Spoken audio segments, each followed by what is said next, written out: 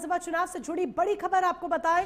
अकेले चुनाव लड़ेंगी ममता बनर्जी और ममता बनर्जी की पार्टी टीएमसी। सभी 294 सीटों पर उम्मीदवार उतारेगी टीएमसी। तो बड़ी जानकारी यहां पर आप तक पहुंचा दें, यानी कि ममता बनर्जी की पार्टी टीएमसी तृणमूल कांग्रेस किसी भी तरह के गठबंधन में किसी के साथ नहीं होगी। अकेले अपने दम पर पश्चिम बंगाल विधानसभा चुनाव 2026 में चुनावी मैदान में अपना दमखम दिखाती हुई लड़ती हुई दिखाई देगी।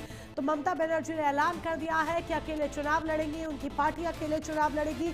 294 सभी विधानसभा सीटों पर उम्मीदवार तृणमूल कांग्रेस के उतारे जाएंगे, जो मुकाबला डट कर करेंगे। पश्चिम बंगाल यानी कि ममता बनर्जी, क्योंकि बीते कई सालों से, कई टर्म्स से ममता बनर्जी का राज पश्चिम बंगाल में कायम रहा है। ऐसे में क्या इस बार 2026 में बदलते समीकरणों के साथ ममता बनर्जी अपने किले को बचा पाएंगी, या फिर इस बार बीजेपी की आंधी में ममता बनर्जी का किला ढह जाएगा? ये सब वक्त तय करेगा। लेकिन फिलहाल ये बड़ी जानकारी आप तक पहुंचा दें, समीकरण धीरे धीरे जो है बदलते जा रहे हैं, तस्वीर साफ होती जा रही है।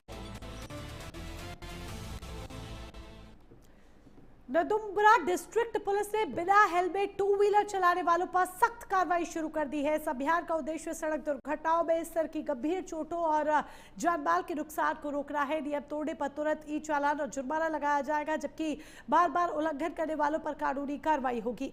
पुलिस ने अपील की है कि हेलमेट पहले, ट्रैफिक नियमों का पालन करें और सुरक्षित यात्रा करें।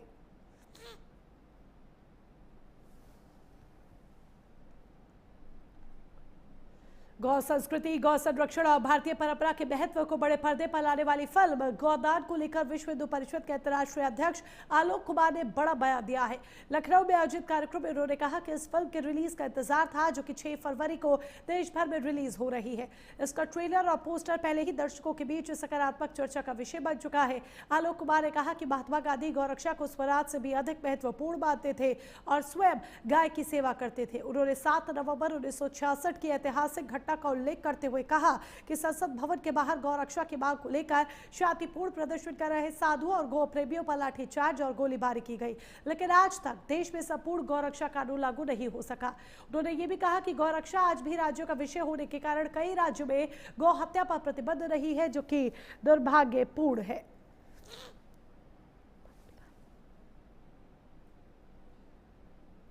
खबर हरियाणा से, जहां पर गोला चीका में तड़के सुबह बड़ा हादसा हुआ, जहां पर एक ट्रक अनियंत्रित होकर डिवाइडर से टकरा गया, जिससे सड़क किनारे लगा खंभा टूट गया। हादसे में ट्रक में लदे सामान को कोई नुकसान नहीं पहुंचा है, ना ही किसी व्यक्ति को चोट आई है। मौके पर पहुंचे एएसआई दलबीर सिंह ने बताया कि सरकारी संपत्ति को हुए नुकसान की भरपाई करवाई जाएगी। फिलहाल पुलिस मामले की तफ्तीश कर रही है।